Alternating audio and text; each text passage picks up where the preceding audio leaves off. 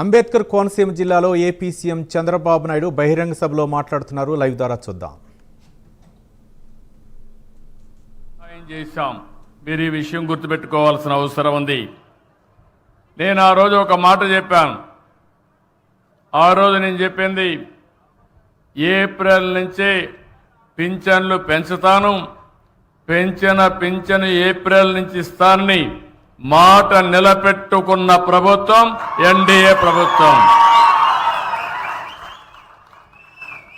ఇంకొక పక్క మీరు చూస్తే 12వ నెల 34,000 కోట్ల రూపాయలు పింఛన్ల రూపేణా పేదవాళ్ళకి ఇచ్చిన ఏకైక ప్రభుత్వం భారతదేశంలోనే కాదు ప్రపంచంలో ఎక్కడా ఉండదు. అలాంటి ప్రభుత్వం ఈ ప్రభుత్వం అని చెప్పి కూడా నేను మీకు తెలియజేస్తున్నా. మనం చరిత్ర కూడా గుర్తుపెట్టుకోవాలి. పేదవాడి కోసం పింఛను పెట్టింది నందమూరి తారక రామారావు గారు 30 రూపాయలు. దాన్ని 75 రూపాయలు చేశాను. మళ్ళీ 200 రూపాయల నుంచి 5 ఏళ్లలో 2,000 రూపాయలంటే 10 రెట్లు పెంచిన ప్రభుత్వం ఈ ప్రభుత్వం. మళ్ళీ నేను అధికారంలోకి వస్తాను 3,000 నుంచి ఒకేసారి 4,000 రూపాయలు పెంచిన ప్రభుత్వం ఈ ప్రభుత్వం అని చెప్పి నేను మీకు గుర్తు చేస్తున్నా. ఒక వృద్ధులకు వితంతువులకే కాదు, ఈరోజు మీరు చూస్తే దివ్యాంగులకి ఒకప్పుడు 5,500 ఉంటే 3,000 చేశాను. 3,000 నుంచి ఇప్పుడు మీరు చూస్తే 6,000 చేశాను. అంటే 500 నుంచి 6,000 రూపాయలు పెంచిన ఏకైక ప్రభుత్వం ఈ ఎన్డీఏ ప్రభుత్వాన్ని మరొక్కసారి విజ్ఞప్తి చేస్తున్నా.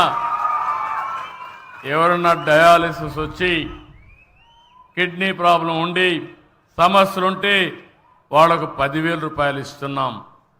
కొంతమంది బెడ్కే పరిమితం అయిపోయి ఉంటే ఇంట్లో వాళ్ళు కూడా సేవలు చేయాలి కాబట్టి అలాంటి వాళ్లకు 15,000 రూపాయలు ఇచ్చే ఏకైక ప్రభుత్వం. అంటే 4,000, 6,000, 10,000, 15,000 ఇస్తున్నాం. నేను సవాల్ విసురుతున్నా, భారతదేశంలో ఎక్కడైనా ఇస్తున్నారా ఒక్కసారి మీరే వెరిఫై చేసుకోవాల్సిందిగా మిమ్మల్ని కోరుతున్నా. ఇది పేదవాళ్ళంటే ఈ ప్రభుత్వానికి ఒక అభిమానం. అందుకనే ఈరోజు మనం చూసినప్పుడు ఇలాంటి ప్రభుత్వం, ఇంకో పక్క మీరు చూసినప్పుడు నేను ఒకే మాట చెప్పాను. మొదటి తారీఖున ప్రభుత్వ యంత్రాంగం పేదల గురించి ఆలోచించాలి. ప్రతి ఒక్కరూ గ్రామాలకు వెళ్ళాలి, పేదవాళ్ళని దర్శనం చేసుకోవాలి.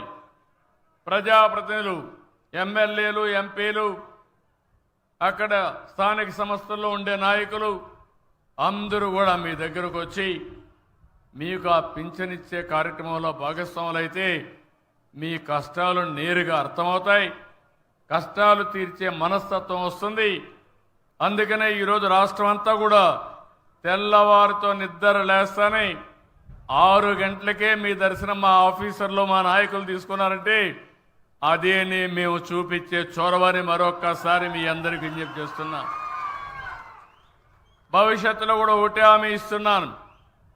ఈరోజు కష్టపడుతున్నాం, మేము కష్టపడేది మీకోసం కష్టపడుతున్నాం, పేదవాళ్ళ కోసం కష్టపడుతున్నాం. ఈ పేదవాళ్ళకి గవర్నమెంట్ ఇచ్చే పింఛన్లు ఇస్తానే ఉంటాం. అవసరమైతే భగవంతుడు కనికరిస్తే పెంచుతాం. అదే సమయంలో ఇంకో పక్క చేప ఇవ్వడమే కాదు, చేపను పట్టుకునే విధానం నేర్పిస్తా. మీ అందరికీ మీ ఆదాయాన్ని పెంచుతానని మరొక్కసారి హామీ ఇస్తున్నా.